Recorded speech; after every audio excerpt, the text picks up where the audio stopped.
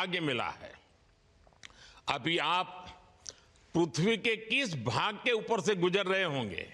जी प्रधानमंत्री जी, इस समय तो मेरे पास ये इंफॉर्मेशन उपलब्ध नहीं है, लेकिन थोड़ी देर पहले मैं खिड़की से, विंडो से बाहर देख रहा था, तो हम लोग हवाई के ऊपर से गुजर रहे थे। अच्छा। और हम दिन में 16 बार परिक्रमा करते हैं, 16 सूर्योदय और 16 संन्यास, सनराइज और सनसेट हम देखते हैं ऑर्बिट से।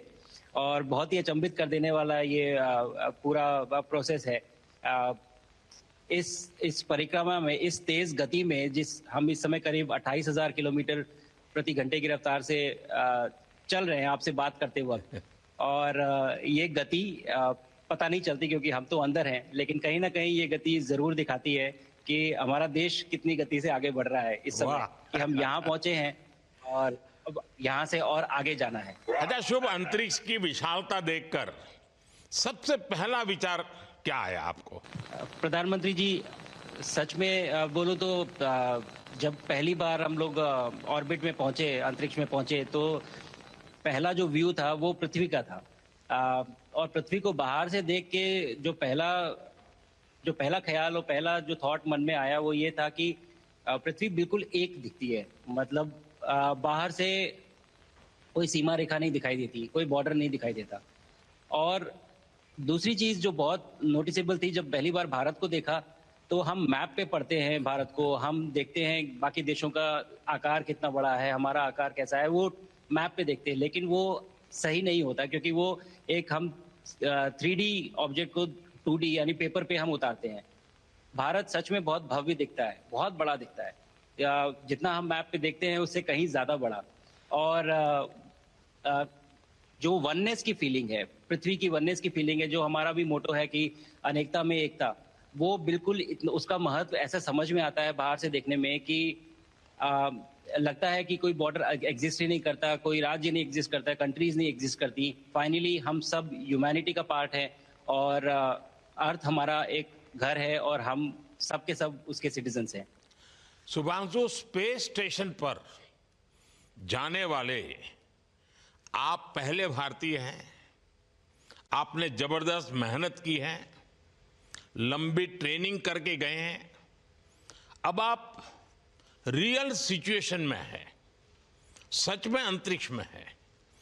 वहां की परिस्थितियां कितनी अलग हैं, कैसे एडप्ट कर रहे हैं? यहाँ पे तो सब कुछ ही अलग है प्रधानमंत्री जी। ट्रेनिंग की हमने पिछले पूरे 1 साल में, सारे सिस्टम्स के बारे में मुझे पता था, सारे प्रोसेस के बारे में मुझे पता था, एक्सपेरिमेंट्स के बारे में मुझे पता था, लेकिन यहाँ आते ही सडनली सब चेंज हो गया। बिकॉज हमारे शरीर को ग्रेविटी में रहने की इतनी आदत हो जाती है कि हर एक चीज उससे डिसाइड होती है। पर यहाँ आने के बाद चूंकि ग्रेविटी, माइक्रो ग्रेविटी है, एब्सेंट है, तो छोटी छोटी चीजें भी बहुत मुश्किल हो जाती हैं। अभी आपसे बात करते वक्त मैंने अपने पैरों को बांध रखा है, नहीं तो मैं ऊपर चला जाऊंगा। और माइक को भी जैसे छोटी चीजें हैं, इसको छोड़ भी दूं तो भी ये ऐसे फ्लोट करता रहता है। पानी पीना, पैदल चलना, सोना बहुत बड़ा चैलेंज है। आप छत पे सो सकते हैं, आप दीवारों पे सो सकते हैं, आप जमीन पे सो सकते हैं। तो पता सब कुछ होता है प्रधानमंत्री जी, ट्रेनिंग अच्छी है, लेकिन वातावरण चेंज होता है तो थोड़ा सा यूज्ड टू होने में 1-2 दिन लगते हैं, बट फिर ठीक हो जाता है। भारत की ताकत साइंस और स्पिरिचुअलिटी दोनों है। आप अंतरिक्ष यात्रा पर हैं, लेकिन भारत की यात्रा भी चल रही होगी, भीतर में भारत दौड़ता होगा। क्या उस माहौल में मेडिटेशन और माइंडफुलनेस का लाभ भी मिलता है क्या? जी प्रधानमंत्री जी, मैं बिल्कुल सहमत हूँ। मैं कहीं ना कहीं ये मानता हूँ कि भारत ऑलरेडी दौड़ रहा है और ये मिशन तो केवल एक पहली सीढ़ी है उस एक बड़ी दौड़ का, और हम जरूर आगे पहुंच रहे हैं और अंतरिक्ष में हमारे खुद के स्टेशन भी होंगे और बहुत सारे लोग पहुंचेंगे। और माइंडफुलनेस का भी बहुत फर्क पड़ता है।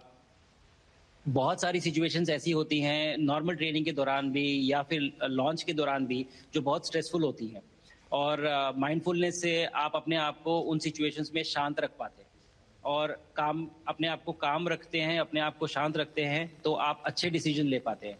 कहते हैं कि दौड़ते हुए भोजन कोई भी नहीं कर सकता, तो जितना आप शांत रहेंगे उतना ही अच्छे से आप डिसीजन ले पाएंगे। तो आई थिंक माइंडफुलनेस का बहुत इंपॉर्टेंट रोल होता है इन चीज़ों में। तो दोनों चीज़ें अगर साथ में प्रैक्टिस की जाएं तो ऐसे एक चैलेंजिंग एनवायरनमेंट में या चैलेंजिंग वातावरण में मुझे लगता है ये बहुत ही यूजफुल होंगी और बहुत जल्दी लोगों को अडेप्ट करने में मदद करेंगी। आप अंतरिक्ष में कई एक्सपेरिमेंट कर रहे हैं, क्या कोई ऐसा एक्सपेरिमेंट है जो आने वाले समय में एग्रीकल्चर या हेल्थ सेक्टर को फायदा पहुंचाएगा? जी प्रधानमंत्री जी, मैं बहुत गर्व से कह सकता हूं कि पहली बार भारतीय वैज्ञानिकों ने 7 यूनिक एक्सपेरिमेंट्स डिजाइन किए जो कि मैं अपने साथ स्टेशन पे लेके आया हूं। और पहला एक्सपेरिमेंट जो मैं करने वाला हूं, जो कि आज ही के दिन में शेड्यूल्ड है, वो है स्टेम सेल्स के ऊपर। अंतरिक्ष में आने से क्या होता है कि ग्रेविटी चूंकि एब्सेंट होती है तो लोड खत्म हो जाता है, तो मसल लॉस होता है। तो जो मेरा एक्सपेरिमेंट है वो ये देख रहा है कि क्या कोई सप्लीमेंट दे के हम इस मसल लॉस को रोक सकते हैं या फिर डिले कर सकते हैं। इसका डायरेक्ट इम्प्लीकेशन धरती पे भी है कि जिन लोगों का मसल लॉस होता है ओल्ड एज की वजह से, तो उनके ऊपर ये सप्लीमेंट्स यूज किए जा सकते हैं। तो मुझे लगता है कि ये डेफिनेटली वहाँ यूज हो सकता है। साथ ही साथ जो दूसरा एक्सपेरिमेंट है वो माइक्रो एल्गी की ग्रोथ के ऊपर। ये माइक्रो एल्गी बहुत छोटे होते हैं लेकिन बहुत न्यूट्रिशियस होते हैं। तो अगर हम इनकी ग्रोथ देख सकते हैं यहाँ पे और ऐसा प्रोसेस इजाद करें कि ये ज़्यादा तादाद में हम इन्हें उगा सकें और न्यूट्रिशन हम प्रोवाइड कर सकें, तो कहीं ना कहीं ये फूड सिक्योरिटी के लिए भी बहुत काम आएगा धरती के ऊपर। सबसे बड़ा एडवांटेज जो है स्पेस का वो ये है कि ये जो प्रोसेस है यहाँ पे बहुत जल्दी होते हैं, तो हमें महीनों तक या सालों तक वेट करने की जरूरत नहीं होती। तो इसलिए यहाँ के जो रिजल्ट चंद्रयान की सफलता के बाद देश के बच्चों में, युवाओं में विज्ञान को लेकर एक नई रुचि पैदा हुई। अंतरिक्ष को एक्सप्लोर करने का जज्बा बढ़ा। अब आपकी ये ऐतिहासिक यात्रा उस संकल्प को और मजबूती दे रही है। आज बच्चे सिर्फ आसमान नहीं देखते, वे यह सोचते हैं मैं भी वहां पहुंच सकता हूं। यही सोच, यही भावना हमारे भविष्य के स्पेस मिशंस की असली बुनियाद है। आप भारत की युवा पीढ़ी को क्या मैसेज देंगे? प्रधानमंत्री जी, अगर मैं अपने युवाओं पीढ़ी को आज कोई मैसेज देना चाहूंगा तो पहले ये बताऊंगा कि भारत जिस दिशा में जा रहा है, हमने बहुत बोल्ड और बहुत ऊंचे सपने देखे हैं और उन सपनों को पूरा करने के लिए हमें आप सबकी जरूरत है। तो उस जरूरत को पूरा करने के लिए मैं ये कहूंगा कि सक्सेस का कोई एक रास्ता नहीं होता कि आप कभी कोई एक रास्ता लेता है, कोई दूसरा रास्ता लेता है, लेकिन एक चीज जो हर रास्ते में कॉमन होती है वो ये होती है कि आप कभी कोशिश मत छोड़िए, नेवर स्टॉप ट्राइंग। अगर आपने ये मूल मंत्र अपना लिया कि आप किसी भी रास्ते पे हो, कहीं पे भी हो, लेकिन आप कभी गिव अप नहीं करेंगे, तो सक्सेस चाहे आ जाए या कल आए पर आएगी जरूर। मुझे पक्का विश्वास है कि आपकी ये बातें देश के युवाओं को बहुत ही अच्छी लगेगी। और आप तो मुझे भली भांति जानते हैं, जब भी किसी से बात होती है तो मैं होमवर्क जरूर देता हूं। हमें मिशन गगनयान को आगे बढ़ाना है, हमें अपना खुद का स्पेस स्टेशन बनाना है और चंद्रमा पर भारतीय एस्ट्रोनॉट की लैंडिंग भी करानी है। इन सारे मिशंस में आपके अनुभव बहुत काम आने वाले हैं। मुझे विश्वास है आप वहां अपने अनुभवों को जरूर रिकॉर्ड कर रहे होंगे। जी प्रधानमंत्री जी, बिल्कुल। ये पूरा मिशन की ट्रेनिंग लेने के दौरान और एक्सपीरियंस करने के दौरान जो मुझे लेसन्स मिले हैं, जो मुझे सीख मिली है, वो सब एक स्पॉन्ज की तरह मैं एब्जॉर्ब कर रहा हूँ। और मुझे यकीन है कि ये सारी चीज़ें बहुत वैल्यूएबल प्रूव होंगी, बहुत इंपॉर्टेंट होंगी हमारे लिए जब मैं वापस आऊँगा और हम इन्हें इफेक्टिवली अपने मिशंस में इनके लेसन्स अप्लाई कर सकेंगे और जल्दी से जल्दी उन्हें पूरा कर सकेंगे। बिकॉज मेरे साथी जो मेरे साथ आए थे, कहीं ना कहीं उन्होंने भी मुझसे पूछा कि हम कब गगनयान पे जा सकते हैं, जो सुन के मुझे बहुत अच्छा लगा और मैंने बोला कि जल्दी ही। तो मुझे लगता है कि ये सपना बहुत जल्दी पूरा होगा और मेरी जो सीख मुझे यहाँ मिल रही है वो मैं वापस आके उसको अपने मिशन में पूरी तरह से 100% अप्लाई करके और उनको जल्दी से जल्दी पूरा करने की कोशिश करेंगे। शुभांशु, मुझे पक्का विश्वास है कि आपका ये संदेश एक प्रेरणा देगा। और जब हम आपके जाने से पहले मिले थे, आपका परिवारजन के भी दर्शन करने का अवसर मिला था और मैं देख रहा हूं कि आपके परिवारजन भी सभी उतने ही भावुक है, उत्साह से भरे हुए हैं। शुभांशु, आज मुझे आपसे बात करके बहुत आनंद आया। मैं जानता हूं आपकी जिम में बहुत काम है और 28,000 किलोमीटर की स्पीड से काम कर रहे हैं आपको, तो मैं ज़्यादा समय आपका नहीं लूंगा। आज मैं विश्वास से कह सकता हूं कि ये भारत के गगनयान मिशन की सफलता का पहला अध्याय है। आपकी यह ऐतिहासिक यात्रा सिर्फ अंतरिक्ष तक सीमित नहीं है, यह हमारी विकसित भारत की यात्रा को तेज गति और नई मजबूती देगी। भारत दुनिया के लिए स्पेस की नई संभावनाओं के द्वार खोलने जा रहा है। अब भारत सिर्फ उड़ान नहीं भरेगा, भविष्य में नई उड़ानों के लिए मंच तैयार करेगा।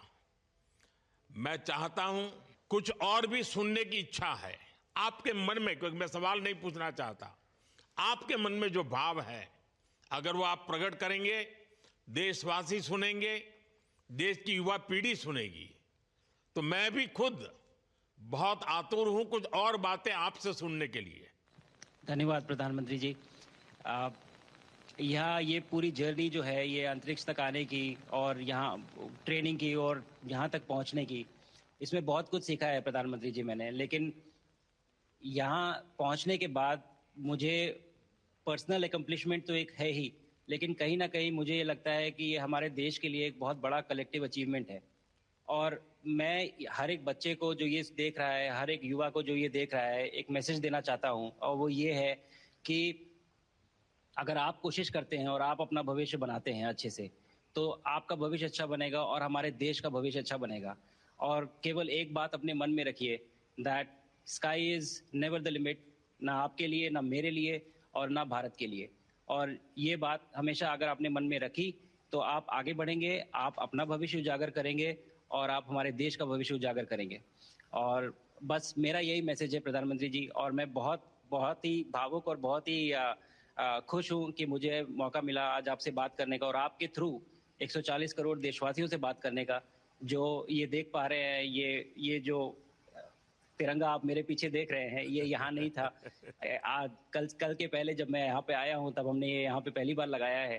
तो ये बहुत भावुक करता है मुझे और बहुत अच्छा लगता है देख के कि भारत आज इंटरनेशनल स्पेस स्टेशन पहुँच चुका है। शुभांशु, मैं आपको और आपके सभी साथियों को आपके मिशन की सफलता के लिए बहुत बहुत शुभकामनाएं देता हूं।